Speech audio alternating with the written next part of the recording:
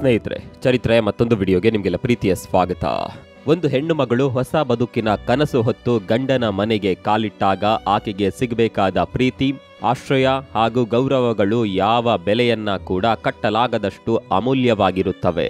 ಆದರೆ ಆ ಪ್ರೀತಿಯ ಜಾಗದಲ್ಲಿ ಧನದಾಹ, ವಿಕೃತ ಹಿಂಸೆ ಹಾಗೂ ಅಮಾನವೀಯತೆ ಮನೆ ಮಾಡಿದ್ರೆ ಆಕೆಯ ಬದುಕು ಹೇಗೆ ನರಕವಾಗುತ್ತೆ ಅನ್ನೋದಕ್ಕೆ ಈ ಘಟನೆ ಒಂದು ಕಠೋರ ಸಾಕ್ಷಿ. ದಕ್ಷಿಣದ ರಾಜ್ಯವೊಂದರಲ್ಲಿ ಕೋಟಿಗಟ್ಲೆ ಆಸ್ತಿ ಇದ್ದರೂ ಕೇವಲ 200 ಕಾಸು ಚಿನ್ನಕ್ಕಾಗಿ ಒಂದು ಸುಂದರ ಬದುಕು ಬಲಿಯಾದ ಕತೆ ಇದು. 2 ಕೋಟಿ ರೂಪಾಯಿ ಖರ್ಚು ಮಾಡಿ ವೈಭವದಿಂದ ಮದುವೆಯಾದ MSc ಪದವೀಧರೆ ರಿನಿತ್ಯಾಳ ನಗು ಕೇವಲ 2 ತಿಂಗಳೊಳಗೆ ಯಾಕೆ ಶಾಶ್ವತವಾಗಿ ಮೌನವಾಯಿತು? ಗಂಡನ ಮನೆಯ ಕಿರುಕುಳ, ಗಂಡನ ಲೈಂಗಿಕ ದೌರ್ಜನ್ಯ ಹಾಗೂ ಪೋಷಕರು ಅರಿತುಕೊಳ್ಳಲಾಗದ ಆಕೆಯ ಅಸಹಾಯಕತೆಯ ಕೊನೆಯ ಕ್ಷಣಗಳು ಹೇಗಿದ್ದವು? ಬನ್ನಿ ನೋಡೋಣ.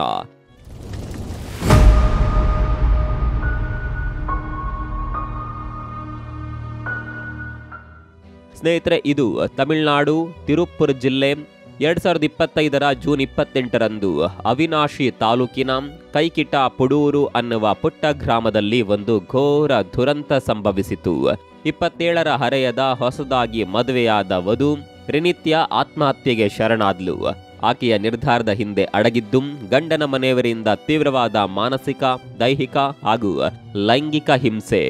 ಇಂತಹ ನರಕ ಸದೃಶ ಯಾತನೆಯನ್ನ ಇನ್ನು ಮುಂದೆ ತಡೆಯಲಾರದೆ ಬದುಕಿನ ಮೇಲಿನ ಭರವಸೆಯನ್ನ ಸಂಪೂರ್ಣವಾಗಿ ಕಳೆದುಕೊಂಡಿದ್ದಳು. ತನ್ನ ನೋವನ್ನ ಬಚ್ಚಿಟ್ಟುಕೊಂಡು ಆಕೆಗೆ ಬದುಕನ್ನ ಮುಂದುವರಿಸುವ ಧೈರ್ಯವಿರಲಿಲ್ಲ. ಆಕೆಯ ಆತ್ಮಹತ್ಯೆಯ ನಿರ್ಧಾರದ ಹಿಂದಿನ ಆಂತರಿಕ ಸಂಘರ್ಷ ಆಕೆ ಕಳುಹಿಸಿದ ಅಂತಿಮ ವಾಯ್ಸ್ ನೋಟ್ನಲ್ಲಿ ಸ್ಪಷ್ಟವಾಗಿತ್ತು. ತಾಯಿ ತಂದೆಗಳಿಗೆ ನಾನು ಮತ್ತಷ್ಟು ತೊಂದರೆಯಾಗಲು ಬಯಸೋದಿಲ್ಲ. ಮತ್ತೊಂದು ಮದುವೆ ಮಾಡಿಕೊಳ್ಳುವ ಧೈರ್ಯವೂ ನನಗೆ ಉಳಿದಿಲ್ಲ. ಈ ಆಳವಾದ ದುಃಖದ ನುಡಿಗಳೇ ಆಕೆಯ ಪಾಲಿಗೆ ಕೊನೆಯ ಸಂದೇಶ ಹಾಗೂ ಮರಣ ವಾಗ್ಮೂಲವೂ ಆಗಿ ಉಳಿದವು.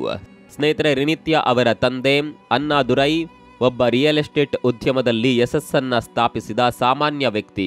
ತಮ್ಮ ಪರಿಶ್ರಮದಿಂದ ಸಮಾಜದಲ್ಲಿ ಒಳ್ಳೆಯ ಹೆಸರು ಹಾಗೂ ಗೌರವವನ್ನ ಗಳಿಸಿದವರು. ಇವರಿಗೆ 2 ಮಕ್ಕಳು, ಮಗಳು ರಿನಿತ್ಯ ಹಾಗೂ ಆಸ್ಟ್ರೇಲಿಯಾದಲ್ಲಿ ನೆಲೆಸಿರುವ ಮಗ. ಈ ಯಶಸ್ವಿ ಕುಟುಂಬವು ಇತ್ತೀಚಿನವರೆಗೂ ಸುಖ ಸಂತೋಷದಿಂದ ಬಾಳುತ್ತಿತ್ತು. MSc ಕಂಪ್ಯೂಟರ್ ಸೈನ್ಸ್ ಪದವಿ ಪಡೆದ ಪ್ರತಿಭಾವಂತೆಯಾಗಿದ್ದ ರಿತಿನ್ಯಾ 2025ರ ಏಪ್ರಿಲ್ 11ರಂದು ವೈವಾಹಿಕ ಜೀವನಕ್ಕೆ ಕಾಲಿಟ್ಟಳು. ವಿವಾಹವಾದ ಹುಡುಗ 29 ವರ್ಷದ ಕವಿನ್ ಕುಮಾರ್ ಈಶ್ವರಮೂರ್ತಿ ಅನ್ನುವ ಪ್ರಭಾವಿ ಉದ್ಯಮಿ ಹಾಗೂ ರಾಜಕೀಯ ನಾಯಕನ ಮಗ. 2 ಕುಟುಂಬಗಳು ಹತ್ತಿರದಲ್ಲೇ ನೆಲೆಸಿದ್ರು. ಮಗಳ ಮದುವೆಯನ್ನ ಅತ್ಯಂತ ವೈಭವದಿಂದ ನಡೆಸಿದ್ದ ತಂದೆ ಅಣ್ಣಾದುರೈ ಈ ವಿವಾಹಕ್ಕಾಗಿ ಸುಮಾರು 70 ಲಕ್ಷ ರೂಪಾಯಿಗಳನ್ನ ಖರ್ಚು ಮಾಡಿದ್ದರು. ಜೊತೆಗೆ ಮಗಳಿಗೆ ಸುಮಾರು 300 ಗ್ರಾಂ ಚಿನ್ನಾಭರಣಗಳನ್ನ ನೀಡಿದ್ದಾಗಿ ಹೇಳಿಕೊಂಡಿದ್ರು. ಕೇವಲ 2 ತಿಂಗಳ ಹಿಂದಷ್ಟೇ ವೈಭವದಿಂದ ನಡೆದ ಈ ಮದುವೆ ಒಂದು ಸುಂದರ ಕನಸಿನಂತೆ ಶುರುವಾಗಿ ಹೀಗೆ ದಾರುಣವಾಗಿ ಕೊನೆಯಾಗಿದ್ದು ನಾಡಿನ ಜನರಲ್ಲಿ ತೀವ್ರ ಕಳವಳ ಮೂಡಿಸಿತು. ಅದ್ದೂರಿಯಾಗಿ ಸುಮಾರು 2 ಕೋಟಿ ರೂಪಾಯಿಗಳಷ್ಟು ವೆಚ್ಚ ಮಾಡಿ ವಿಲಾಸಿ ಕಾರನ್ನ ಉಡುಗೊರೆಯಾಗಿ ನೀಡಿ ಮಗಳನ್ನ ಕಳಿಸಿದ ತಂದೆ ತಾಯಿಗಳು ಇನ್ನು ಅವಳ ಜೀವನ ಸುಖಮಯವಾಗಿಯೇ ಸಾಗುತ್ತದೆ ಅಂತ ಸಹಜವಾಗಿ ನಂಬಿದ್ದರು. ಆದರೆ ರಿತಿನ್ಯಾಳ ಬದುಕಿನಲ್ಲಿ ಸಂಭವಿಸಿದ್ದು ಸಂಪೂರ್ಣ ವಿರುದ್ಧ ಪರಿಸ್ಥಿತಿ. ಆ ದಂಪತಿಗಳ ನಡುವೆ ಸೌಖ್ಯ ಶುರುವಾಗುವ ಮೊದಲೇ ಅತ್ತೆ ಮನೆಯವರ ಅತಿಯಾಸೆಯ ಕರಾಳ ಅಧ್ಯಾಯ ತೆರೆದುಕೊಂಡಿತ್ತು. ಸ್ನೇಹಿತರೆ, ಆಸೆಗೆ ಮಿತಿಯಿಲ್ಲ ಅನ್ನೋದನ್ನ ಅತ್ತೆ ಮನೆಯವರು ಸಾಬೀತುಪಡಿಸಿದ್ರು. ನಿಶ್ಚಿತಾರ್ಥದ ಸಮಯದಲ್ಲಿ 500 ಕಾಸು ಚಿನ್ನಾಭರಣ ನೀಡೋದಾಗಿ ಮಾತು ಕೊಟ್ಟಿದ್ದರು. ಮದುವೆ ಸಮಯದಲ್ಲಿ ನೀಡಿದ್ದು 300 ಕಾಸು ಮಾತ್ರ. ಉಳಿದ 200 ಕಾಸು ಚಿನ್ನಕ್ಕಾಗಿ ರಿತಿನ್ಯಾ ಮದುವೆಯಾಗಿ ಕಾಲಿಟ್ಟ 2 ದಿನದಿಂದಲೇ ಆಕೆಯ ಮೇಲೆ ಒತ್ತಡ ಹಾಗೂ ಹಿಂಸೆ ಶುರುವಾಯಿತು. ಇದು ಕೇವಲ ಸಣ್ಣ ಒತ್ತಡವಾಗಿರಲಿಲ್ಲ, ಬದಲಾಗಿ ನಿರಂತರ ಕಿರುಕುಳ ಹಾಗೂ ತೀವ್ರ ಮಾನಸಿಕ ಹಿಂಸೆ. ಆ ಉಳಿದ 200 ಕಾಸಿನ ಬಂಗಾರ ಯಾವಾಗ ತರುತ್ತೀಯ ಅಂತ ಮರುಮರುವಾಗಿ ಕೇಳಿ ಆಕೆಯನ್ನ ಕ್ಷಣವೂ ನೆಮ್ಮದಿಯಾಗಿರಲು ಬಿಡ್ಲಿಲ್ಲ. ಕೇವಲ ಬೇಡಿಕೆ ಮಾತ್ರವಲ್ಲದೆ ಅವಮಾನವನ್ನ ಮಾಡಲಾಯಿತು. ಆಕೆಯ ಮಾವನಂತೂ ನೇರವಾಗಿ ಮದುವೆಯಲ್ಲಿ ತಂದಿದ್ದ ಬಂಗಾರ ನಿಜವಾಗಿಯೂ ಶುದ್ಧವೋ ಅಥವಾ ನಕಲಿಯೋ ಅಂತ ಪ್ರಶ್ನಿಸಿ ಆಕೆಯನ್ನ ಅವಮಾನಿಸುತ್ತಿದ್ದರು. ಅತ್ತೆ ದಿನವಿಡೀ ಅನುಮಾನದ ಕಣ್ಣುಗಳಿಂದ ನೋಡುತ್ತಾ ಆಕೆಯ ಪ್ರತಿ ಚಲನ ವಲನವನ್ನ ಪ್ರಶ್ನಿಸಿ ಕಾಡುತ್ತಲೇ ಇದ್ದಳು. ಈ ದೌರ್ಜನ್ಯಗಳ ಮಧ್ಯೆ ರಿತಿನ್ಯಾಳಿಗೆ ಅತಿ ದೊಡ್ಡ ನೋವು ಕೊಟ್ಟಿದ್ದು ಆಕೆಯ ಗಂಡ ಕವಿನ್ ಕುಮಾರ್. ಆತ ಹೊಸದಾಗಿ ಮನೆಗೆ ಬಂದ ತನ್ನ ಹೆಂಡತಿಗೆ ಆಶ್ರಯ, ಬೆಂಬಲ ನೀಡಬೇಕಿತ್ತು. ಸಂಪೂರ್ಣವಾಗಿ ನಿರ್ಲಿಪ್ತನಾಗಿದ್ದ. ಹೆತ್ತವರಿಂದ ಬರ್ತಾ ಇದ್ದ ಹಿಂಸೆಯನ್ನ ತಡೆಯಲೂ ಇಲ್ಲ. ಹೆಂಡತಿಗೆ ಬೆಂಬಲ ನೀಡಲೂ ಇಲ್ಲ. ಕೆಲವೇ ಮನೆಗಳ ಅಂತರದಲ್ಲಿದ್ದರೂ ತನ್ನ ಹೆತ್ತ ಮನೆಗೆ ಹೋಗಲು ಸಹ ಅವಳು ಹೆದರಿ ಹಿಂಜರಿಯಬೇಕಾದ ಅಸಹಾಯಕ ಸ್ಥಿತಿ ಎದುರಿಸಬೇಕಾಯಿತು. ಕೇವಲ ಹಣ ಹಾಗೂ ಚಿನ್ನಕ್ಕಾಗಿ ಕಿರುಕುಳ ನೀಡೋದರ ಜೊತೆಗೆ ಅತ್ತೆ ಮನೆಯವರು ರಿತಿನ್ಯಾಳನ್ನ ಸಂಪೂರ್ಣವಾಗಿ ಪ್ರತ್ಯೇಕಿಸಿ ಬಂಧನದಲ್ಲಿಟ್ಟಿದ್ದರು. ಮನೆಯ ಮುಖ್ಯ ಬಾಗಿಲಿಗೆ ತಾಳೆ ಹಾಕಿ ಹೊರಗೆ ಬರದಂತೆ ತಡೆದ್ರು. ಯಾರೊಂದಿಗೂ ಮಾತನಾಡದಂತೆ ಆಕೆಯ ಮೊಬೈಲ್ ಫೋನನ್ನ ಕಸಿದುಕೊಂಡ್ರು. ಇಂತಹ ದಾರುಣ ದೌರ್ಜನ್ಯವನ್ನ ತಡೆಯಲಾರದೆ ಕೇವಲ 2 ತಿಂಗಳಲ್ಲಿ ಈ ಪ್ರತಿಭಾವಂತ ವಧು ಸಾವಿನ ಹಾದಿ ಹಿಡಿಯಬೇಕಾಯಿತು. ಸ್ನೇಹಿತರೆ, ಬಂಗಾರವನ್ನ ಸಂಪೂರ್ಣವಾಗಿ ಕೊಡ್ಲಿಲ್ಲ ಅನ್ನುವ ಕ್ಷುಲ್ಲಕ ನೆಪದಡಿ ರಿತಿನ್ಯ ಮೇಲೆ ಬಹಿರಂಗವಾಗಿ ಆಜ್ಞೆಗಳ ಹೇರಿಕೆ ನಡೆಯುತ್ತಿದ್ದವು. ಅತ್ತೆ ಮನೆಯವರು ಅನುಸರಿಸಿದ ರೀತಿ ಹೊಸ ದಾಂಪತ್ಯದ ಅಡಿಪಾಯವನ್ನೇ ಸಂಪೂರ್ಣವಾಗಿ ಅಲುಗಾಡಿಸಿತ್ತು. ಅತ್ತೆ ಮನೆಯವರು ರಿತಿನ್ಯಾಳನ್ನ ಅಡುಗೆ ಮನೆಯಿಂದ ಸಂಪೂರ್ಣವಾಗಿ ದೂರವಿಟ್ಟರು. ಆಕೆಗೆ ಅಡುಗೆ ಮನೆಯಲ್ಲಿ ಕಾಲಿಡೋದಕ್ಕೂ ಅವಕಾಶ ಕೊಡಲಿಲ್ಲ. ಬದಲಾಗಿ ಆಕೆಯನ್ನ ಕೇವಲ ಪಾತ್ರೆ ತೊಳೆಯುವುದು ಹಾಗೂ ಬಟ್ಟೆ ತೊಳೆಯುವ ಕೆಲಸಕ್ಕೆ ಮಾತ್ರ ಸೀಮಿತಗೊಳಿಸಿದ್ರು. ಅವರದ್ದು ದೊಡ್ಡ ವ್ಯಾಪಾರದ ಕುಟುಂಬವಾದರು. ಮನೆಯಲ್ಲಿ ವಾಷಿಂಗ್ ಮಷೀನ್ ಇದ್ರೂ ಸಹ ಹೊಸ ಸೊಸೆಗೆ ಕೈಯಿಂದಲೇ ಬಟ್ಟೆ ತೊಳೆಯಲು ಬಲವಂತಪಡಿಸಿದ್ರು. ಇಂತಹ ವರ್ತನೆಗಳು ಕೇವಲ ಕೆಲಸವನ್ನ ಹೇರುವುದಲ್ಲ, ಇದು ತೀವ್ರ ಮಾನಸಿಕ ಹಿಂಸೆಯೂ ಆಗಿತ್ತು. ಈ ಕೆಲಸ ಮಾಡು ಅಂತ ಸಹಜವಾಗಿ ಹೇಳುವುದಕ್ಕೂ ಅಸಹನೆ, ವ್ಯಂಗ್ಯ ಹಾಗೂ ಕಟುವಾದ ಶೈಲಿಯಲ್ಲಿ ನಿಂದಿಸುವುದಕ್ಕೂ ದೊಡ್ಡ ಅಂತರವಿದೆ.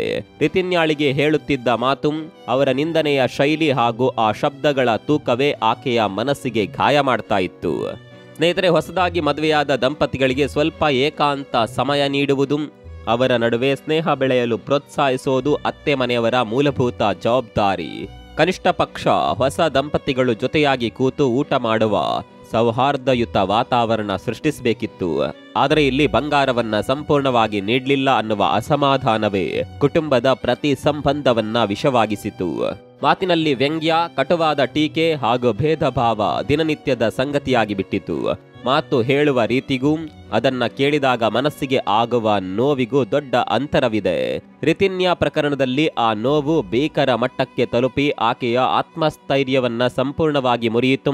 ಅತ್ತೆ ಮಾವಂದಿರಿಂದ ಮಾನಸಿಕ ಹಾಗೂ ದೈಹಿಕ ಹಿಂಸೆಯ ಜೊತೆಗೆ ಆಕೆಯ ಜೀವನ ಸಂಗಾತಿಯಾದ ಗಂಡ ಕವಿನ್ ಕುಮಾರ್ ಕೂಡ ಲೈಂಗಿಕವಾಗಿ ಕಿರುಕುಳ ನೀಡಲು ಪ್ರಾರಂಭಿಸಿದ. ಹೊಸ ದಾಂಪತ್ಯದಲ್ಲಿ ಸಹಜವಾಗಿರಬೇಕಾದ ಪ್ರೀತಿ, ಸ್ನೇಹ, ನಿಕಟತೆ ಹಾಗೂ ಹಾಸ್ಯಗಳೆಲ್ಲವೂ ಇಲ್ಲಿ ಹಿಂಸಾತ್ಮಕವಾಗಿ ಮಾರ್ಪಟ್ಟವು. ಜೀವನ ಸಂಗಾತಿಯಿಂದಲೇ ಆಶ್ರಯ ಸಿಗದೆ ರಿತಿನ್ಯ ಸಂಪೂರ್ಣವಾಗಿ ಏಕಾಂಗಿಯಾದಳು. ಸ್ನೇಹಿತರೆ, ಕವಿನ್ ಕುಮಾರ್ ಕುಟುಂಬದ ಒಟ್ಟು ಆಸ್ತಿಯು ಸುಮಾರು 1,000 ಕೋಟಿ ರೂಪಾಯಿಗಳ ಮೌಲ್ಯ ಹೊಂದಿತ್ತು. ಮನೆ ಹಾಗೂ ಅಂಗಡಿ ಅಡ್ಡೆಗಳಿಂದಲೇ ಅವರಿಗೆ ತಿಂಗಳಿಗೆ ಕನಿಷ್ಠ 20 ಲಕ್ಷ ರೂಪಾಯಿಗಳ ಆದಾಯವಿತ್ತು. ಇಷ್ಟೊಂದು ಆರ್ಥಿಕ ಬಲವಿದ್ದರೂ ಕೇವಲ 200 ಕಾಸು ಚಿನ್ನಕ್ಕಾಗಿ ಅವರು ತೋರಿಸಿದ ಮಾನವೀಯತೆ ಇಲ್ಲದ ಧನದಾಹವು ರಿತಿನ್ಯಾಳ ಬದುಕನ್ನ ಬಲಿ ತೆಗೆದುಕೊಂಡಿತು. ಆರ್ಥಿಕವಾಗಿ ಕೋಟ್ಯಾಧಿಪತಿಯಾಗಿದ್ದರೂ ರಿತಿನ್ಯಾಳ ಗಂಡ ಕವಿನ್ ಕುಮಾರ್ಗೆ ಯಾವುದೇ ಕೆಲಸವಿರಲಿಲ್ಲ. ಮನೆಯಲ್ಲೇ ಊಟ ಮಾಡಿ ಕುಳಿತೇ ಸಮಯ ಕಳೆಯುತ್ತಿದ್ದ.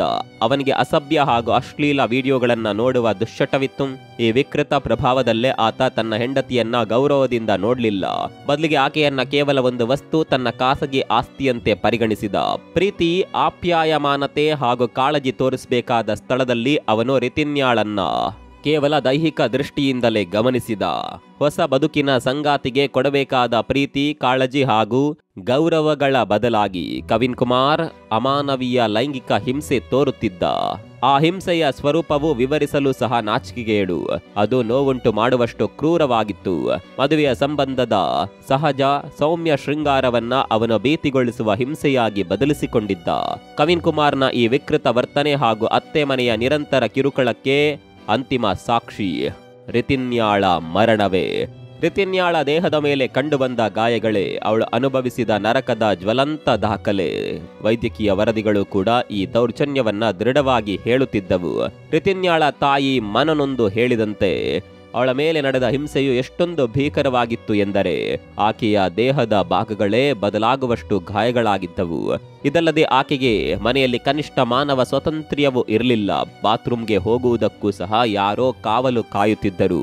ಸ್ನೇಹಿತರೆ, ಇಂತಹ ತೀವ್ರವಾದ ದೈಹಿಕ, ಮಾನಸಿಕ ಹಾಗೂ ಲೈಂಗಿಕ ಹಿಂಸೆಯನ್ನ ಅನುಭವಿಸಿದ ರಿತಿನ್ಯ ಮದುವೆಯಾದ ಕೇವಲ 15 ದಿನದಲ್ಲೇ ತಾಯಿಯ ಮನೆಗೆ ವಾಪಸ್ ಬರ್ತಾಳೆ. ಆ ಹಿಂಸೆಯು ಆಕೆಗೆ ಅದೆಷ್ಟು ಅಸಹನೀಯವಾಗಿತ್ತು ಅನ್ನೋದು ಇದರಿಂದ ಸ್ಪಷ್ಟವಾಗುತ್ತೆ. ಆದರೆ ಹೆಣ್ಣು ಮಗಳು ಹೊಸ ಮನೆಯಲ್ಲಿನ ಆರಂಭಿಕ ಅಸೌಕರ್ಯವು ಸಹಜ ಅಂತ ಭಾವಿಸಿದ ಪೋಷಕರು ಅವಳ ಆಳವಾದ ನೋವನ್ನ ಸಂಪೂರ್ಣವಾಗಿ ಅರ್ಥ ಮಾಡಿಕೊಳ್ಳೋದಿಲ್ಲ. ಅವರು ನೀಡಿದ ಸಾಂತ್ವನವು ಆಕೆಯ ಯಾತನೆಯ ಮುಂದೆ ವಿಫಲವಾಯಿತು. ಅವರ ಮಾತುಗಳು ವಿವರಿಸಲಾಗದ ಆ ನೋವನ್ನ ಕಡಿಮೆ ಮಾಡಲಿಲ್ಲ. ಹೊಸ ಮನೆ, ಹೊಸ ಜನ, ಸ್ವಲ್ಪ ಸಮಯ ಕೊಡು, ಹೊಂದ್ಕೊಂಡು ಬಾಳಬೇಕು, ಬಿಟ್ಟು ಬರಬಾರದು ಅನ್ನುವಂತಹ ಸಾಂಪ್ರದಾಯಿಕ ಬೋಧನೆಗಳೊಂದಿಗೆ ಅವಳನ್ನ ಮತ್ತೆ ಕಳುಹಿಸಲು ಯತ್ನಿಸಿದ್ರು. ಸಾಮಾನ್ಯವಾಗಿ ಹೊಸ ಕುಟುಂಬಕ್ಕೆ ಹೊಂದಿಕೊಳ್ಳುವಾಗ ಹೆಣ್ಣು ಮಕ್ಕಳು ಭಯ ಅನುಭವಿಸೋದು ನಿಜ. ಆದರೆ ರಿತಿನ್ಯಾಳ ಸ್ಥಿತಿ ಸಾಮಾನ್ಯವಾಗಿರಲಿಲ್ಲ. ಅದು ನರಕದ ಕಥೆಯಾಗಿತ್ತು. ಪೋಷಕರು ಆಕೆಯ ಮನಸ್ಥಿತಿಯನ್ನ ಹೆಚ್ಚು ತಾಳ್ಮೆಯಿಂದ ಆಲಿಸಿ ಆ ನೋವಿನ ತೀವ್ರತೆಯನ್ನ ಅರ್ಥಕೊಳ್ಬೇಕಾಗಿತ್ತು. ಬಹುಶಃ ರಿತಿನ್ಯಾ ಕೂಡ ತಾನು ಅನುಭವಿಸುತ್ತಿದ್ದ ಎಲ್ಲ ಭೀಕರ ಘಟನೆಗಳನ್ನ ಸಂಪೂರ್ಣವಾಗಿ ತೆರೆಯಾಗಿ ಹೇಳಿರಲಿಲ್ಲ. ಒಂದು ವೇಳೆ ಹೇಳಿದ್ದರೂ ಪೋಷಕರು ಅದನ್ನ ಮಗಳು ಸ್ವಲ್ಪ ಹೆಚ್ಚು ಯೋಚಿಸುತ್ತಿದ್ದಾಳೆ ಎಂದೋ ಅಥವಾ ಇದು ಹೊಸ ಮನೆಗೆ ಹೊಂದಿಕೊಳ್ಳುವ ಹಂತವೆಂದೋ ತಪ್ಪಾಗಿ ಭಾವಿಸಿದ್ರು. ಈ ದೊಡ್ಡ ತಪ್ಪು ಗ್ರಹಿಕೆಯಿಂದಾಗಿ ಆಕೆಯನ್ನ ಮತ್ತೆ ಹಿಂಸೆಯ ಅಗ್ನಿಕುಂಡದಂತಹ ಅತ್ತೆ ಮನೆಗೆ ಮರಳಿ ಕಳಿಸಲಾಯಿತು. ಹೊಂದಿಕೊಳ್ಳುವುದಕ್ಕೂ ಒಂದು ಮಿತಿ ಇರುತ್ತದೆ ಅನ್ನೋದು ಎಲ್ಲರಿಗೂ ಅರ್ಥವಾಗುವ ಸತ್ಯ. ಆದರೆ ನಮ್ಮ ಸಮಾಜವು ಅನೇಕ ವಿರೋಧಾಭಾಸಗಳಿಂದ ಕೂಡಿದೆ. ಉದಾಹರಣೆಗೆ ಧೂಮಪಾನ ಹಾಗೂ ಮದ್ಯಪಾನ ಆರೋಗ್ಯಕ್ಕೆ ಹಾನಿಕರ, ಗುಡ್ಕಾ ಪಾನ್ ಪ್ರಾಣಾಪಾಯಕಾರಿ ಅಂತ ನಿರಂತರವಾಗಿ ಎಚ್ಚರಿಕೆ ನೀಡಲಾಗುತ್ತೆ.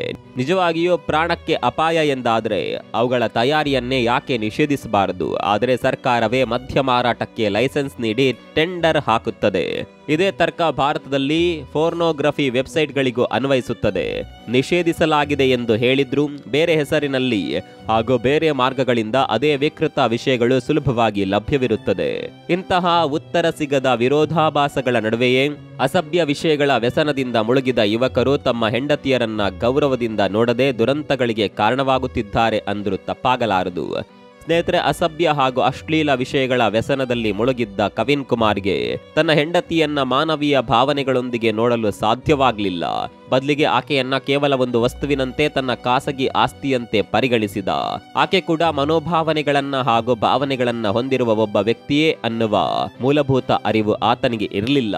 ಪ್ರೀತಿ, ಅಪ್ಯಾಯಮಾನತೆ ಹಾಗೂ ಕಾಳಜಿ ತೋರಿಸಬೇಕಾದ ಸ್ಥಳದಲ್ಲಿ ಆತ ವಿಕೃತಿ ಮೆರೆದ. ಈ ವಿಕೃತ ಮನಸ್ಥಿತಿ ಬಾಹ್ಯವಾಗಿ ಪ್ರಭಾವಿಯಾಗಿದ್ದ ಕೋಟ್ಯಾಧಿಪತಿ ಕುಟುಂಬದ ಸೊಸೆಯ ಜೀವನವನ್ನ ಕೇವಲ 2 ತಿಂಗಳಲ್ಲಿ ಅಂತ್ಯಗೊಳಿಸಿತು.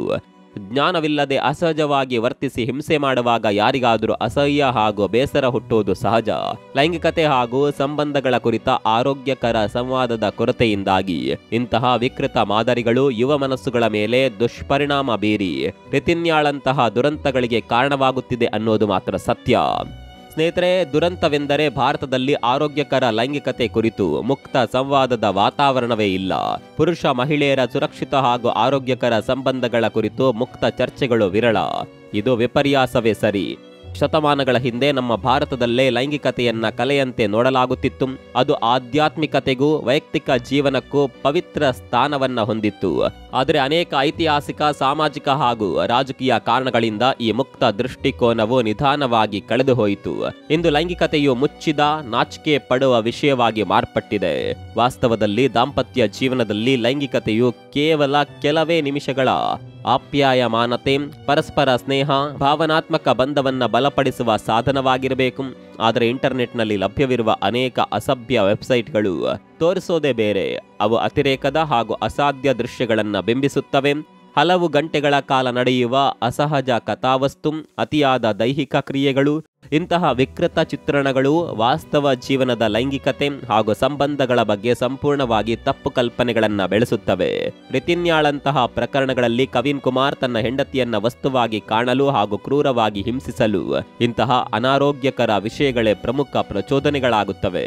ಸ್ನೇಹಿತರೆ, ಕೆಲ ಪುರುಷರು ನಮ್ಮ ಗಂಡತ್ವಕ್ಕೆ ಧಕ್ಕೆ ಬಾರದಂತೆ ಎನ್ನುವ ತಪ್ಪು ಗೌರವ ಹಾಗೂ ಅಹಂನಲ್ಲಿ ತಾವು ತಮ್ಮ ಹೆಂಡತಿಯ ಮೇಲೆ ಹಿಂಸೆ ನಡೆಸುತ್ತಿದ್ದೇವೆ ಅನ್ನೋದನ್ನು ಅರಿಯೋದಿಲ್ಲ.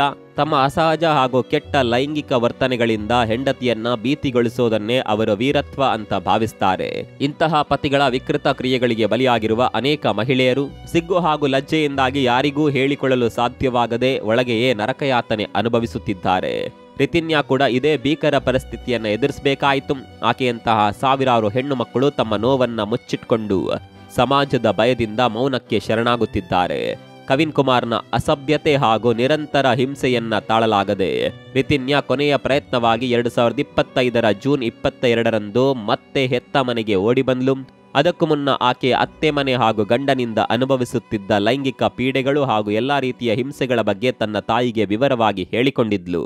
ಈ ವಿಷಯವನ್ನ ಕೇಳಿ ಮರುಗಿದ ತಂದೆ ತಾಯಿಗಳು ಮುಂದೇನು ಮಾಡಬೇಕು ಅಂತ ಚರ್ಚಿಸುವಷ್ಟರಲ್ಲಿ ರಿತಿನ್ಯಾ ತನ್ನ ಜೀವನದ ಅಂತಿಮ ತೀವ್ರ ನಿರ್ಧಾರವನ್ನ ತೆಗೆದುಕೊಂಡಳು. ಕೇವಲ 5 ದಿನಗಳಲ್ಲೇ ಅಂದ್ರೆ ಜೂನ್ 27ರಂದು ಅವಳು ತನ್ನ ಜೀವನವನ್ನ ಮುಗಿಸುವ ದೃಢ ನಿರ್ಧಾರ ಕೈಗೊಂಡಳು. 2025 ಜೂನ್ 28ರಂದು ಬೆಳಗ್ಗೆ 11 ಗಂಟೆಯ ಸುಮಾರಿಗೆ ಮನಸ್ಸು ಸುಸ್ತಾಗಿದೆ, ನಾನು ಮೊಂಡಿಪಾಳ್ಯದ ಲಕ್ಷ್ಮೀ ನರಸಿಂಹಸ್ವಾಮಿ ದೇವಸ್ಥಾನಕ್ಕೆ ಹೋಗಿ ಬರುತ್ತೇನೆ ಅಂತ ಹೇಳಿ ರಿತಿನ್ಯಾ ಹೊರಟ್ಲು. ಆದರೆ ಆ ದೇವಸ್ಥಾನದ ದಾರಿಯೇ ಆಕೆಯ ಪಾಲಿಗೆ ಅಂತಿಮ ದಾರಿಯಾಗಿ ಮಾರ್ಪಟ್ಟಿತು. ಆ ದಿನವೇ ಅವಳು ತನ್ನ ದಾರುಣ ನಿರ್ಧಾರವನ್ನ ತೆಗೆದುಕೊಂಡಿದ್ದಳು.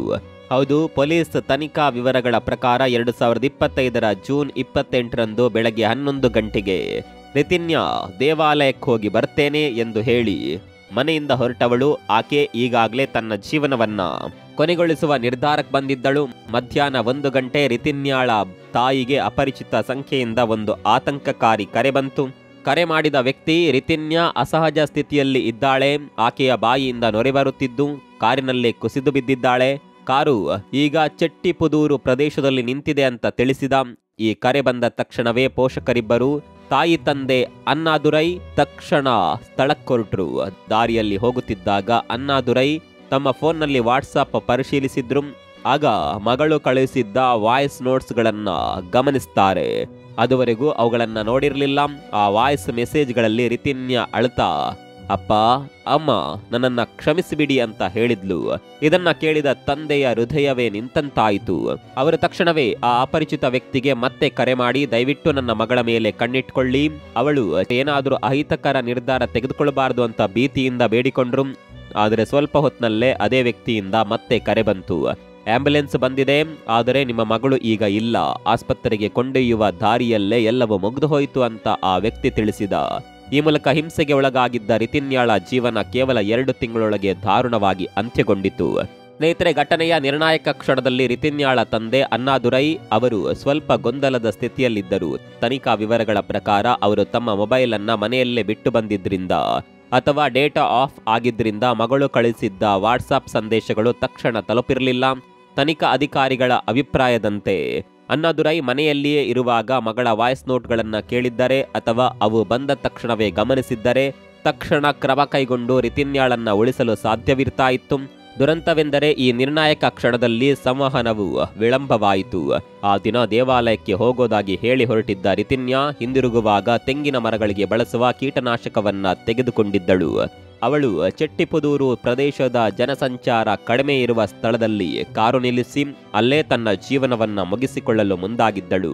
ಅಣ್ಣಾದುರೈ ಅವರಿಗೆ ಮಗಳು ಕಳಿಸಿದ್ದ ಎಲ್ಲ ವಾಯ್ಸ್ ಮೆಸೇಜ್ಗಳನ್ನ ಆ ದಿನದ ರಾತ್ರಿ ಮಾತ್ರ ಸಂಪೂರ್ಣವಾಗಿ ಕೇಳಲು ಸಾಧ್ಯವಾಯಿತು. ರಿತಿನ್ಯಾ ತನ್ನ ಕೊನೆಯ ವಾಯ್ಸ್ ಮೆಸೇಜ್ನಲ್ಲಿ ಬಿಟ್ಟು ಹೋದ ಆ ಪದಗಳು ಕೇಳುಗರ ಮನಸ್ಸನ್ನ ಸಂಪೂರ್ಣವಾಗಿ ಕದಡುತ್ತವೆ. ನನಗಿಷ್ಟವಿಲ್ಲ, ಇನ್ನು ಬದುಕಲು ಶಕ್ತಿ ಇಲ್ಲ, ಈ ಲೋಕವನ್ನೇ ಬಿಟ್ಟು ಹೋಗುತ್ತೇನೆ. ಇದು ಕೇವಲ 2 ತಿಂಗಳ ದೌರ್ಜನ್ಯದಿಂದ ಜರ್ಜರಿತಳಾದ ಆಕೆಯ ಅಸಹಾಯಕತೆ ಈ ಮಾತಿನಲ್ಲಿ ಸ್ಪಷ್ಟವಾಗಿತ್ತು. ಮನ ಕಲಕುವ ವಾಯ್ಸ್ ಮೆಸೇಜ್ಗಳಲ್ಲಿ ರಿತಿನ್ಯಾ ತನ್ನ ಮೇಲೆ ಅತ್ತೆ ಮಾವ ಹಾಗೂ ಗಂಡ ಕವಿನ್ ಕುಮಾರ್ ದಿನಂಪ್ರತಿ ನಡೆಸುತ್ತಿದ್ದ ಮಾನಸಿಕ, ದೈಹಿಕ ಹಾಗೂ ಲೈಂಗಿಕ ಹಿಂಸೆಗಳನ್ನೆಲ್ಲ ದಾಖಲಿಸಿದ್ದಳು. ಇದು ಆಕೆಯ ಮರಣ ಪೂರ್ವದ ಸಮಗ್ರ ಹೇಳಿಕೆಯಾಗಿತ್ತು. ಅವಳ ಕೊನೆಯ ಸಂದೇಶದಲ್ಲಿ ಮೂಡಿದ ಆ ಮಾತುಗಳು ತಂದೆಯ ಮನಸ್ಸನ್ನ ಸಂಪೂರ್ಣವಾಗಿ ನುಚ್ಚುನೂರು ಮಾಡಿದವು. ಇನ್ಮುಂದೆ ಈ ನೋವು ತಾಳಲು ಸಾಧ್ಯವಿಲ್ಲ, ನನ್ನಿಂದ ನಿಮಗೆ ತೊಂದರೆ ಬೇಡ. ಇಂತಹ ನಿರ್ಣಾಯಕ ಸಂದರ್ಭಗಳಲ್ಲಿ ಸಂವಹನದ ಕೊರತೆ ಎಷ್ಟು ದೊಡ್ಡ ದುರಂತಕ್ಕೆ ಕಾರಣವಾಗಬಹುದು ಅನ್ನೋದಕ್ಕೆ ಈ ಘಟನೆ ಸಾಕ್ಷಿಯಾಗಿದೆ. ಪೋಷಕರು ವಾಯ್ಸ್ ನೋಟ್ಸ್ಗಳನ್ನ ಸಮಯಕ್ಕೆ ಸರಿಯಾಗಿ ಕೇಳದಿರುವುದು ಕೊನೆಯ ಪ್ರಯತ್ನಕ್ಕೂ ಅವಕಾಶ ತಪ್ಪಿ ಹೋಗಲು ಕಾರಣವಾಯಿತು. ಸ್ನೇಹಿತರೆ, ರಿತಿನ್ಯಾಳ ಮರಣಕ್ಕೆ ನೇರ ಕಾರಣರಾದ ಗಂಡ ಕವಿನ್ ಕುಮಾರ್ ಹಾಗೂ ಮಾವ ಈಶ್ವರ ಮೂರ್ತಿ ಅವರನ್ನ ಪೊಲೀಸರು ತಕ್ಷಣವೇ ವಶಕ್ಕೆ ಪಡೆದರು. ಆದರೆ ಅತ್ತೆ ಚಿತ್ರಾದೇವಿ ಅವರನ್ನ ಅವರ ಆರೋಗ್ಯ ಸಮಸ್ಯೆಗಳ ಕಾರಣದಿಂದಾಗಿ ಕೆಲವು ದಿನಗಳ ನಂತರ ಬಂಧಿಸಲಾಯಿತು. ತನಿಖೆ ಮುಂದುವರಿದಾಗ ತಂದೆ ಅಣ್ಣಾದುರೈ ಅವರು ಪೊಲೀಸರ ವಿರುದ್ಧ ಒಂದು ಗಂಭೀರ ದೂರು ನೀಡಿದ್ರು. ಪೊಲೀಸರು ರಿತಿನ್ಯಾ ಕಳುಹಿಸಿದ ವಾಯ್ಸ್ ನೋಟ್ಸ್ಗಳನ್ನ ಕೇಳಿದ್ದರು. ಅವುಗಳ ವಿಷಯವನ್ನ FIR ನಲ್ಲಿ ಸಂಪೂರ್ಣವಾಗಿ ದಾಖಲಿಸಿಲ್ಲ ಅಂತ ದೂರಿದ್ರು. ಕವಿನ್ ಕುಮಾರ್ ಹಾಗೂ ಈಶ್ವರಮೂರ್ತಿ ಜಾಮೀನಿಗಾಗಿ ಮನವಿ ಸಲ್ಲಿಸಿದಾಗ ಅವರಿಗೆ ಜಾಮೀನು ನೀಡಬಾರದೆಂದು ಅಣ್ಣಾದುರೈ ದಂಪತಿಗಳು ನ್ಯಾಯಾಲಯದಲ್ಲಿ ಆಕ್ರೋಶದಿಂದ ಮನವಿ ಸಲ್ಲಿಸಿದ್ರು. ನಮ್ಮ ಬಳಿ ಎಷ್ಟೇ ಆಸ್ತಿ ಇರಲಿ ಇಲ್ಲದಿರಲಿ ವರದಕ್ಷಿಣೆ ಕೇಳುವುದು ತಪ್ಪು. ನಾವು ನಮ್ಮ ಮಗಳ ಸುಖ ಭದ್ರತೆ ಆಕೆಯ ಭವಿಷ್ಯಕ್ಕಾಗಿ ನಮ್ಮಿಂದಾದಷ್ಟು ಕೊಡಲು ಪ್ರಯತ್ನಿಸಿದ್ದೇವೆ ಅನ್ನುವ ಮಾತುಗಳು ಮಗಳನ್ನ ಕಳೆದುಕೊಂಡ ದುಃಖದಲ್ಲಿದ್ದ ಅಣ್ಣಾದುರೈ ಇಡೀ ಸಮಾಜಕ್ಕೆ ನೀಡಿದ ಕಟು ಪ್ರಶ್ನೆಯಂತಿತ್ತು. ಸ್ನೇಹಿತರೆ, ಅಣ್ಣಾದುರೈ ಅವರು ಶತಮಾನಗಳ ಸಂಪ್ರದಾಯ ಹಾಗೂ ಆಧುನಿಕ ಧನದಾಹದ ನಡುವಿನ ವ್ಯತ್ಯಾಸವನ್ನ ಸ್ಪಷ್ಟವಾಗಿ ವಿವರಿಸಿದ್ರು. ಶತಮಾನಗಳಿಂದಲೇ ಹೆತ್ತವರು ತಮ್ಮ ಮಗಳ ಜೀವನ ಸುಗಮವಾಗಲಿ ಅನ್ನುವ ಆಸೆಯಿಂದ ಬಂಗಾರ, ಹಣ, ಮನೆಮದ್ದನ್ನ ಕೊಡ್ತಾ ಇದ್ರು. ಅದು ಪ್ರೀತಿಯಿಂದ ನೀಡಿದ ಸಹಾಯವಾಗಬೇಕು, ಬಲವಂತದ ಬೇಡಿಕೆ ಅಥವಾ ಹಕ್ಕು ಆಗಬಾರದು. ಅವರ ದೃಷ್ಟಿಯಲ್ಲಿ ಹಣಕ್ಕಾಗಿ ಒತ್ತಡ ಹಾಕುವುದು, ಕೊಟ್ಟದ್ದನ್ನ ತೃಪ್ತಿಯಿಂದ ಸ್ವೀಕರಿಸದೆ ಅವಮಾನಿಸುವುದು ಇವೆಲ್ಲವೂ ನೇರ ಹಿಂಸಾಚಾರವೇ. ಅಣ್ಣಾದುರೈ ಅವರ ನೋವು ಮಾನವೀಯತೆ ಇಲ್ಲದವರ ವರ್ತನೆಯ ಬಗ್ಗೆ ತೀವ್ರ ಆಕ್ರೋಶ ವ್ಯಕ್ತಪಡಿಸಿತು. ಮನೆಗೆ ಬಂದ ಹೊಸ ಸೊಸೆಯನ್ನ ಮನುಷ್ಯಳಂತೆ ನೋಡುವ ಬದಲು ಆಸ್ತಿಯಂತೆ ಕಾಣ್ತಾರೆ. ಆಕೆಗೂ ಮನಸ್ಸು, ಭಾವನೆ, ಗೌರವವಿದೆ ಅನ್ನೋದನ್ನ ಮರೆತು ಬಿಡ್ತಾರೆ. ಅವಳು ಸೇವಕಿಯಾಗಿರಲಿಲ್ಲ, ಜೀವನ ಸಂಗಾತಿಯಾಗಿದ್ದಳು. ಅದನ್ನೇ ಅವರು ನೆನಪಿಸಿಕೊಳ್ಳಬೇಕಿತ್ತು. ಆದರೆ ಅತಿಯಾದ ಲೋಭ ಒಬ್ಬ ವ್ಯಕ್ತಿಯನ್ನ ಎಷ್ಟು ನೀಚತನಕ್ಕೆ ಎಳೆಯಬಹುದು ನೋಡಿ. ಮನೆಯ ಸದಸ್ಯರ ಈ ಮಾನವೀಯತೆ ಇಲ್ಲದ ವರ್ತನೆಯೇ ರಿತಿನ್ಯಾಳಂತಹ ಪ್ರತಿಭಾವಂತ ಯುವತಿಯನ್ನ ಸಾವಿನತ್ತ ತಳ್ಳಿತ್ತು. ಕೋಟ್ಯಂತರ ಆಸ್ತಿ ಇದ್ದರೂ ಕೇವಲ 200 ಕಾಸು ಚಿನ್ನಕ್ಕಾಗಿ ಒಂದು ಬದುಕನ್ನೇ ಬಲಿ ತೆಗೆದುಕೊಂಡ ಈ ಘಟನೆ ಸಮಾಜದಲ್ಲಿ ವರದಕ್ಷಿಣೆ ಹಾಗೂ ಧನದಾಹದ ಪಿಡುಗು ಎಷ್ಟೊಂದು ಆಳವಾಗಿ ಬೇರೂರಿದೆ ಅನ್ನೋದಕ್ಕೆ ಕಠೋರ ಸಾಕ್ಷಿಯಾಗಿದೆ. ಈ ಪ್ರಕರಣದಲ್ಲಿ ಇನ್ನೂ ಒಂದು ನಿರ್ಣಾಯಕ ಪ್ರಶ್ನೆ ಹಾಗೂ ಅನುಮಾನ ಉಳಿದಿದೆ. ರಿತಿನ್ಯಾ ಸಾಯುವ ಸಮಯದಲ್ಲಿ ರಿತಿನ್ಯಾ ಸಾಯುವ ನಿರ್ಧಾರವನ್ನ ಮುಂಚೆಯೇ ತೆಗೆದುಕೊಂಡಳ ಅಥವಾ ದೇವಾಲಯಕ್ಕೆ ಹೋಗಿ ಬಂದ ಬಳಿಕವೇ ಆ ತೀವ್ರ ನಿರ್ಧಾರಕ್ಕೆ ಬಂದ್ಲ? ವಾಸ್ತವದಲ್ಲಿ ಘಟನೆಯ ದಿನ ಆಕೆ ಲಕ್ಷ್ಮೀನರಸಿಂಹಸ್ವಾಮಿ ದೇವಾಲಯಕ್ಕೆ ತೆರಳಿ ಅನ್ನಪ್ರಸಾದವನ್ನ ಕೂಡ ಪಡೆದಿದ್ದಳು. ತನ್ನ ಅಪ್ಪ ಅಮ್ಮನಿಗಾಗಿ ಸ್ವಲ್ಪ ಪ್ರಸಾದವನ್ನ ಕಾರ್ನಲ್ಲೇ ಇಟ್ಕೊಂಡಿದ್ದಳು. ದೇವಾಲಯದಲ್ಲಿ ಜನಸಂದಣಿ ಹೆಚ್ಚಿದ್ರಿಂದ ದರ್ಶನಕ್ಕೆ ಸಮಯ ಹಿಡಿಯಬಹುದು ಅಂತ ತಾಯಿಗೆ ಫೋನ್ ಮೂಲಕ ತಿಳಿಸಿದ್ದಳು. ಈ ಕಾರ್ಯಗಳು ಅವಳು ತಕ್ಷಣವೇ ಸಾಯುವ ಸ್ಥಿತಿಯಲ್ಲಿ ಇರಲಿಲ್ಲ ಅನ್ನೋದನ್ನ ಸೂಚಿಸುತ್ತವೆ. ತಾಯಿಗೆ ಕರೆ ಮಾಡಿದ ಬಳಿಕ ಹಾಗೂ ತಂದೆಗೆ ವಾಟ್ಸಪ್ ಸಂದೇಶ ಕಳಿಸುವ ನಡುವಿನ ಸ್ವಲ್ಪ ಸಮಯದಲ್ಲಿ ಆಕೆಗೆ ಒಂದು ನಿರ್ಣಾಯಕ ಫೋನ್ ಕರೆ ಬಂದಿತ್ತು. ತನಿಖೆಯ ಪ್ರಾಥಮಿಕ ವಿವರಗಳ ಪ್ರಕಾರ ಆ ಕರೆ ಬಂದ ನಂತರವೇ ಅವಳು ತಕ್ಷಣವೇ ಆತ್ಮಹತ್ಯೆಯ ನಿರ್ಧಾರ ತೆಗೆದುಕೊಂಡಿದ್ದಾಳೆ. ಆ ಕರೆ ಗಂಡ ಕವಿನ್ ಕುಮಾರ್ನದ್ದೇ ಇರಬಹುದು ಅನ್ನುವ ಬಲವಾದ ಅನುಮಾನವಿದೆ. ಆದರೆ ಪೊಲೀಸರು ಈ ವಿಷಯವನ್ನು ಅಧಿಕೃತವಾಗಿ ಬಹಿರಂಗಪಡಿಸಲಿಲ್ಲ. ಹೀಗಾಗಿ ನಿರಂತರ ಹಿಂಸೆಯ ಹೊರತಾಗಿಯೂ ಜೀವ ಹಿಡಿದಿಟ್ಟುಕೊಂಡಿದ್ದ ರಿತಿನ್ಯಾಳಿಗೆ ಆ ಅಂತಿಮ ಕರೆಯು ಪ್ರಚೋದನೆಯಾಗಿ ಅವಳ ಅಸಹಾಯಕತೆಯನ್ನ ತೀವ್ರತೆಗೆ ತಳ್ಳಿ ದುರಂತಕ್ಕೆ ಕಾರಣವಾಯಿತು ಅಂತ ತನಿಖಾಧಿಕಾರಿಗಳು ಅನುಮಾನಿಸುತ್ತಿದ್ದಾರೆ. ಸ್ನೇಹಿತರೆ, ತಾನು ಸಾಯುವ ಮೊದಲು ರಿತಿನ್ಯಾ ತನ್ನ ತಂದೆ ತಾಯಿಗೆ ತಕ್ಷಣ ಮಾಹಿತಿ ಸಿಗಲೆಂದು ಅವರ ಇಬ್ಬರ ಫೋನ್ ನಂಬರ್ಗಳನ್ನ ಕಾಗದದ ಮೇಲೆ ಬರೆದು ಕಾರ್ನೊಳಗೆ ಗೋಚರಿಸುವಂತೆ ಇಟ್ಟಿದ್ಲು. ಇದು ಅವಳ ಅಂತಿಮ ಮನಸ್ಥಿತಿಯಲ್ಲಿಯೂ ಪೋಷಕರ ಮೇಲಿದ್ದ ಆಳವಾದ ಪ್ರೀತಿ ಹಾಗೂ ಅವರ ಬಗ್ಗೆ ಅವಳಿಗಿದ್ದ ಚಿಂತೆಯನ್ನ ಸ್ಪಷ್ಟವಾಗಿ ಸೂಚಿಸುತ್ತದೆ. ಈ ಪ್ರಕರಣದ ಬಗ್ಗೆ ಮಾಧ್ಯಮಗಳಲ್ಲಿ ಬಂದ ಹೆಚ್ಚಿನ ಸುದ್ದಿ ಮುಖ್ಯವಾಗಿ ರಿತಿನ್ಯಾಳ ತಾಯಿ ತಂದೆಯ ಸಂದರ್ಶನಗಳು ಹಾಗೂ ಪೊಲೀಸರು ಹಂಚಿಕೊಂಡ ಪ್ರಾಥಮಿಕ ವಿವರಗಳ ಆಧಾರದ ಮೇಲೆ ಪ್ರಕಟಗೊಂಡಿದೆ. ಜನರು ತಮ್ಮದೇ ರೀತಿಯಲ್ಲಿ ಊಹಿಸುತ್ತಿದ್ದಾರೆ, ಚರ್ಚಿಸುತ್ತಿದ್ದಾರೆ. ಆದರೆ ಈ ಭೀಕರ ದುರಂತದ ಹಿಂದಿನ ಸಂಪೂರ್ಣ ಅಧಿಕೃತ ಮಾಹಿತಿ ತನಿಖಾ ವರದಿ ಹೊರಬಂದ ಬಳಿಕವೇ ತಿಳಿಯಲಿದೆ. ರಿತಿನ್ಯಾಳ ದುರಂತದಲ್ಲಿ ಅಡಗಿರುವ ಸತ್ಯವನ್ನ ಬಹಿರಂಗಪಡಿಸುವ ಜವಾಬ್ದಾರಿ ಸಂಪೂರ್ಣವಾಗಿ ಪೊಲೀಸರು ಹಾಗೂ ನ್ಯಾಯಾಲಯಗಳದ್ದೇ ಆಗಿದೆ. ಪ್ರಭಾವಿ ಕುಟುಂಬದ ವಿಚಾರವಾಗಿ ಈ ಘಟನೆ ಬಗ್ಗೆ ರಾಜಕೀಯ ಊಹಾಪೋಹಗಳಿದ್ದರೂ ರಾಜಕೀಯ ಹಸ್ತಕ್ಷೇಪಕ್ಕೆ ಯಾವುದೇ ಅವಕಾಶ ಕೊಡಬಾರದು ಹಾಗೂ ನ್ಯಾಯಯುತ ತನಿಖೆ ನಡೆಯಬೇಕು ಅನ್ನುವ ಒತ್ತಾಯ ಕೇಳಿಬರ್ತಿದೆ.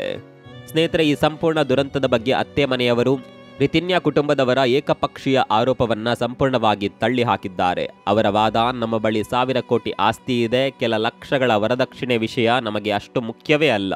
ಮಗನ ವಯಸ್ಸು ಹೆಚ್ಚಾಗುತ್ತಿದೆ ಅಂತ ಬೇಗ ಮದುವೆ ಮಾಡೋಣ ಎಂದುಕೊಂಡಿದ್ದೆವು. ಮೊದಲಿನಿಂದಲೇ ರಿತಿನ್ಯಾಗೆ ಮದುವೆ ಇಷ್ಟ ಇರಲಿಲ್ಲ.